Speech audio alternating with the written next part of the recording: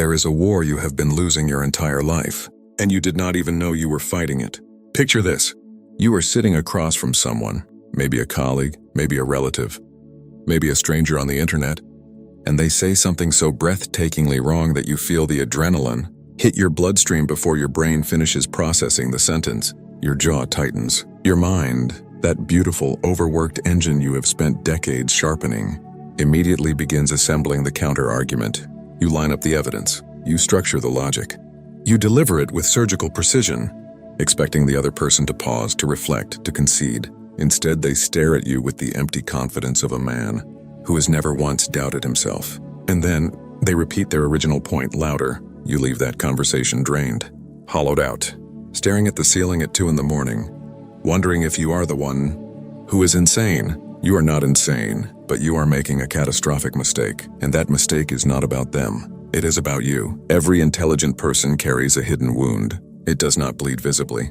It does not announce itself, but it drains you slowly, year after year, conversation after conversation. The wound is this: you believe the world operates on logic. You believe that if you present truth clearly enough, powerfully enough, patiently enough, other people will see it. You treat reason like a universal language, expecting everyone you meet to be fluent. They are not. Most of the world does not speak reason. Most of the world speaks emotion, ego, and self-preservation. And when you walk into that conversation armed with facts and evidence, you are not entering a debate. You are entering an ambush, because the person across from you is not trying to find the truth. They are trying to win. And those are 2 completely different games with 2 completely different rules. Arthur Schopenhauer understood this before modern psychology had a name for it. Born in 1788 in Danzig, Schopenhauer was not the kind of philosopher who sat in a comfortable study theorizing about the human condition from a safe distance. He lived it. His father likely died by suicide. His mother, a socialite and novelist, openly told him she found his personality unbearable. He spent his academic career watching inferior minds received the praise and positions he believed he deserved, while his own masterwork was ignored for decades. He was bitter, he was brilliant, and he was paying very close attention to the mechanics of human stupidity, and not from curiosity, but from survival. Schopenhauer wrote something that should be tattooed on the inside of every intelligent person's eyelids. He observed that people do not argue to discover what is true, they argue to establish that they are right. Read that again. The distinction is everything. When you enter a conversation believing the goal is truth, and the other person enters believing the goal is dominance, you are playing chess while they are flipping the board. You cannot win a game that the other person is not even playing. You can only exhaust yourself pretending they are. Modern psychology gave this phenomenon a clinical name: the Dunning-Kruger effect.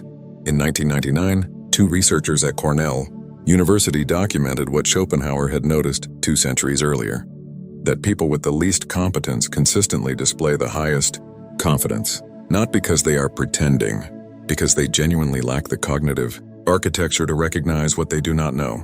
Imagine a man born without the ability to see the color red, living his entire life believing the sunset is green. You cannot show him red. He does not have the receptors for it. His confidence in the green sunset is absolute, not because he is lying, but because his limitation is invisible to him.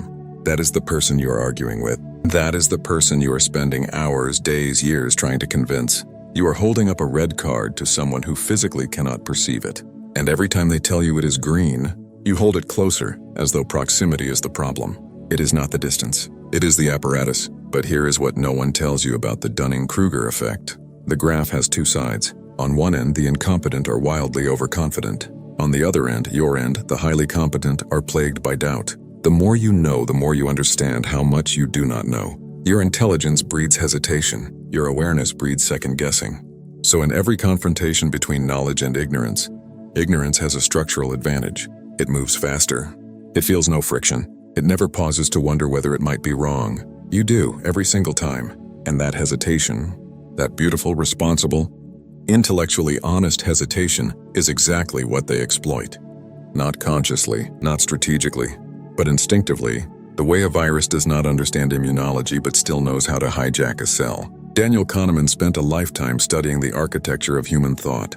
He was a psychologist who won the Nobel Prize in economics, which tells you something about how deeply irrational our so-called rational systems really are. Kahneman divided the mind into 2 operating systems: System 1 is fast, automatic, emotional. It makes snap judgments. It sees a shadow and screams snake before your conscious mind has time to assess. System 2 is slow, deliberate, analytical. It does the math. It weighs the evidence. It considers alternatives. Here's the problem. System 2 is expensive. It requires immense cognitive energy. It is the premium engine that most people simply cannot afford to run for extended periods. So they default to System 1. They feel something, they call it a thought, and they defend it with the ferocity of someone protecting their firstborn child. When you argue with them, you are running System 2, burning fuel, expending effort, constructing nuanced positions. They are coasting on System 1, reacting, deflecting, doubling down. You are doing all the work. They are spending nothing. And after an hour of this, you are the one who is exhausted. They feel energized. They feel victorious. Because for them, the argument was never about the content. It was about the contest. And you just gave them a full workout. For free. Now here's where it gets darker. 2,000 years before Schopenhauer, and 5,000 miles to the east, a Chinese sage named Lao Tzu sat beside a river and arrived at the same brutal conclusion through an entirely different door. Lao Tzu did not study psychology. He did not dissect cognitive biases. He watched water. He noticed that the river never argues with the rock. It does not try to convince the rock to move. It does not present evidence. It does not raise its voice. It simply flows around it. And given enough time, the river reshapes the rock without the rock ever understanding what happened. Lao Tzu wrote that the soft overcomes the hard, the gentle overcomes the rigid, and the sage achieves without contending. Think about that. A philosopher in ancient China and a misanthrope in 19th century Germany, separated by millennia and oceans and languages, both looked at the same human problem: how intelligence interacts with ignorance, and both arrived at the same unsettling answer. Do not fight it directly. Do not meet force with force. The moment you engage on their terms, you have already lost something. Maybe not the argument, but something worse. Your peace, your clarity, the quiet, still center from which your best thinking comes. You are trading your most valuable resource, mental sovereignty, for the hollow satisfaction of being right in front of someone who lacks the capacity to appreciate it. There is an old Yoruba proverb from West Africa that says the axe forgets, but the tree remembers. Every argument you have with a fool leaves a mark on you, not on them, on you. They walk away unbothered, already loading their next opinion like ammunition into a chamber. You walk away carrying the weight of the interaction, replaying it, refining what you should have said, wondering why they could not see what was so obvious. The axe swings carelessly. The tree absorbs every blow. You are the tree, and you have been letting axes swing at you for years, thinking that if you just stood firm enough, eventually the axe would realize it was hurting you. The axe does not care. The axe does not know.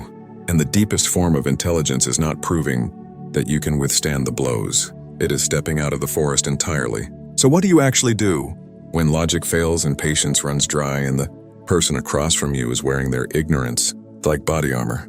What is the move? Schopenhauer had an answer so elegant and so savage that it has survived 2 centuries.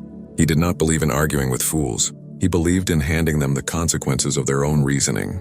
The technique is ancient. Philosophers call it reductio ad absurdum, reduction to absurdity. You take the other person's premise, the thing they are so confident about, and instead of challenging it, you accept it, completely, enthusiastically, and then you walk it forward to its logical conclusion, which is always inevitably catastrophic. Someone tells you that all modern art is a scam. Anyone could do it. Instead of arguing, instead of citing art history and technique and cultural context, you lean in, you nod, you say, "You are absolutely right. Let us quit our jobs this afternoon. We will buy some paint. You handle the canvases. I will find a gallery. We should be millionaires by the end of the month. Why are we even sitting here? Watch what happens." You have not attacked their position. You have amplified it. You have taken their shallow, unexamined claim and dragged it into the daylight where it cannot survive. They now have 2 choices: double down and look absurd, or backpedal and introduce the very nuance they were rejecting 3 minutes ago. Either way, you did not have to raise your voice. You did not have to burn a single calorie of intellectual energy proving them wrong. You let their own logic eat itself. This works because fools never think past the first step. Their opinions are surface-level decorations. They are bumper stickers on a car with no engine. The moment you force them to drive that car, it stalls, and you are standing on the sidewalk watching. But, and this is the part that separates knowing this from living it, where the technique requires something most intelligent people are unwilling to surrender. You have to let go of being recognized as right. You have to abandon the need for the other person to look at you with admiration and say, "You know what, you were correct all along." That moment will never come, not with these people. And your addiction to that moment, your craving for intellectual validation from minds that cannot provide it, is the real chain that keeps you trapped in these cycles. Seneca, the great Stoic, wrote from a position of profound personal contradiction. He was one of the wealthiest men in Rome, an advisor to an emperor who would eventually order his death. He lived in the gap between philosophy and power, and it tortured him. But from that gap he produced one insight so sharp it still draws blood. He wrote that we suffer more in imagination than in reality. Think about that in the context of every argument you have ever had with someone who refused to listen. How much of your suffering happened in the actual conversation? And how much happened afterward, in the replaying?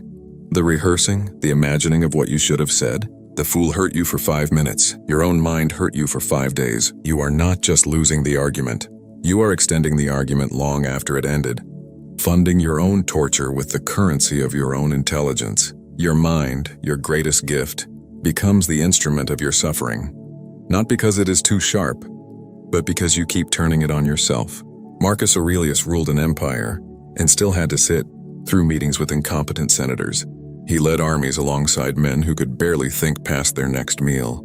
And in his private journal, the one he never intended anyone to read, he wrote something that sounds less like philosophy and more like a survival manual. He said, "When you wake in the morning, tell yourself, the people I deal with today will be meddling, ungrateful, arrogant, dishonest, jealous, and surly. They are like this because they cannot tell good from evil." He was not being cynical. He was being clinical. He was inoculating himself. He knew what was coming, and he chose to meet it with the detachment of a surgeon rather than the rage of a patient. He did not argue with the incompetence around him. He accounted for it. He factored it into his day the way a sailor factors wind. You do not scream at the wind. You adjust your sails. This is the pivot most people never make. They understand intellectually that arguing with fools is a waste. They can quote the proverbs. They can nod along to the philosophy. But when the moment arrives, when the colleague says something absurd in the meeting, when the relative posts something infuriating online, when the stranger challenges their expertise with the confidence of someone who read one article, they lunge. Every time. Because the addiction is not to being right. The addiction is to the feeling of being right, the dopamine hit of constructing the perfect rebuttal, the adrenaline rush of intellectual combat. You are not fighting for truth. You are fighting for a neurochemical reward. And the fool is your unwitting dealer. Miyamoto Musashi, the legendary swordsman of 17th century Japan, killed his first opponent at the age of 13. By the time he was 30, he had fought over 60 duels and never lost. But in his final years, he stopped fighting entirely. He retreated to a cave and wrote The Book of Five Rings, a treatise that reads less like a martial arts manual and more like a meditation on the futility of unnecessary conflict. Musashi understood something that most warriors, and most intelligent people, take a lifetime to learn. The greatest victory is the battle you never had to fight. Every duel you enter, even if you win, costs you something: energy, time, exposure, risk. The master does not seek fights. The master creates conditions where fighting becomes unnecessary. When you argue with a fool, you are entering a duel with someone who has nothing to lose and no skill to speak of. You are Musashi fighting a drunk peasant in the mud. Even if you win, and you will win, you are now covered in mud. And the peasant is telling everyone you were rolling around in the dirt with him. Your victory is indistinguishable from his chaos. There is a concept in cognitive psychology called cognitive load theory. Your brain has a finite processing capacity. Every interaction, every decision, every emotional regulation consumes a portion of that bandwidth. When you engage with an irrational person, you are not just spending energy on the conversation. You are spending energy on suppressing your frustration, predicting their unpredictable responses, translating their emotional language into logical categories, and managing the dissonance between what you know is true and what they insist is real. This is not a discussion. It is a full system drain, and it leaves you depleted for the things that actually matter: your work, your creative thinking, your relationships with people who can actually meet you at your level. You are paying a premium price for a worthless product. You are pouring clean water into a bucket with no bottom. So here is the uncomfortable truth, the one that will feel like a blade when it lands. You are not just a victim of other people's stupidity. You are complicit. Every time you engage, every time you explain yourself to someone who did not earn the explanation, every time you spend an hour crafting the perfect response to a comment that took someone 3 seconds of thoughtless impulse to write, you are choosing to participate in your own depletion. Not because you are stupid and you are far from it, but because you are addicted to a game that was rigged against you before it started. The intelligent person's greatest enemy is not the fool. It is their own inability to walk away from the fool. It is the ego's desperate whisper that says, "But if I just explain it one more time, they will understand." They will not. They cannot. And the sooner you accept this, truly accept it in your bones, not just in your head, the sooner you reclaim the vast reservoir of mental energy you have been pouring into a void. Epictetus, born a slave, crippled by his master, stripped of every external freedom a human being can lose, said something from that place of total powerlessness that carries more authority than anything spoken from a throne. He said, "It is not what happens to you but how you react to it that matters."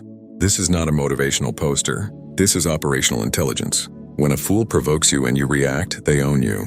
Your nervous system is now their instrument. Your mood is now their creation. Your evening is now their property. When a fool provokes you and you observe without reacting, they have no power. None. They are throwing punches at smoke. They are screaming into a room that is empty. The Japanese have a concept called ma, the deliberate, purposeful use of empty space. In architecture and music and conversation, ma is not absence. It is presence expressed through restraint. When someone says something foolish, and you say nothing, when you let the silence expand, when you do not rush to fill the gap with your correction, that silence is not weakness. It is the most sophisticated response available. It communicates something no argument ever could. It says, "I have heard you, I have assessed you, and I have decided that your position does not warrant my energy." Most people cannot endure that silence. It terrifies them more than any counter-argument, because a counter-argument tells them they matter. Silence tells them nothing, and nothing is the one thing the ego cannot metabolize. Look at your life right now, not the philosophical version of your life, the actual daily granular reality of it. How many hours this week did you spend mentally arguing with someone? How many times did you rehearse a conversation that already happened? Editing your lines? Perfecting your delivery for a performance that will never be staged?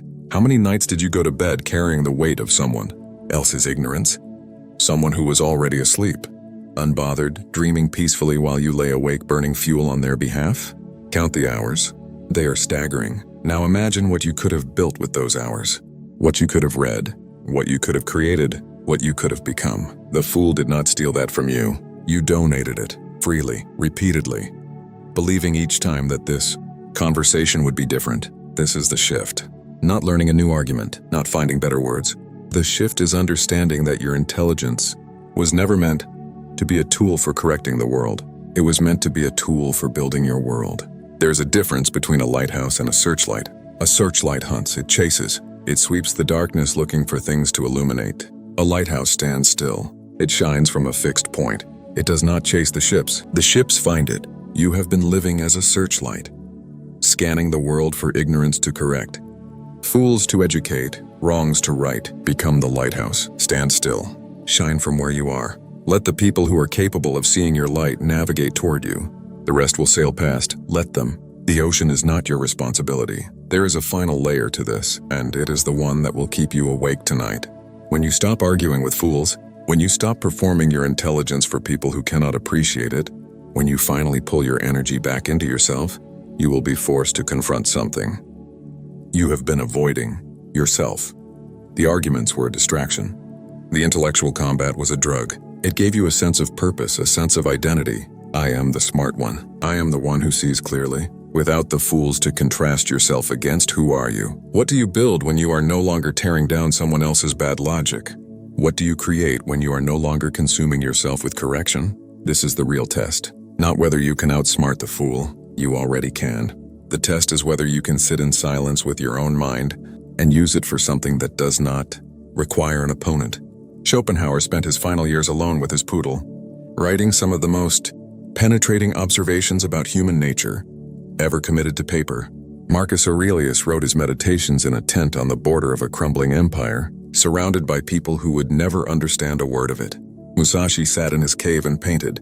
They did not need an audience. They did not need a debate. They needed only the discipline to turn inward and build. You clicked on this because something in you is tired. Not tired of the world. Tired of the version of yourself that keeps showing up to fights that were never worth fighting. That exhaustion is not weakness. It is the first signal of wisdom. The body knows before the mind does. Your fatigue is your intelligence trying to redirect you away from the arena and toward the architect's table. The fool will always exist. The world will always be louder than it is wise. You cannot change that. But you can stop funding it with the only currency that matters: your attention, your energy, your irreplaceable hours on this earth. Let them argue. Let them shout. Let them believe whatever keeps them comfortable in their small, warm rooms. You have a mind that most people cannot fathom. Stop wasting it on people who cannot follow it. Go build something in the silence. If this is the kind of thinking that keeps the lights on at 3 in the morning, you already know where to find more.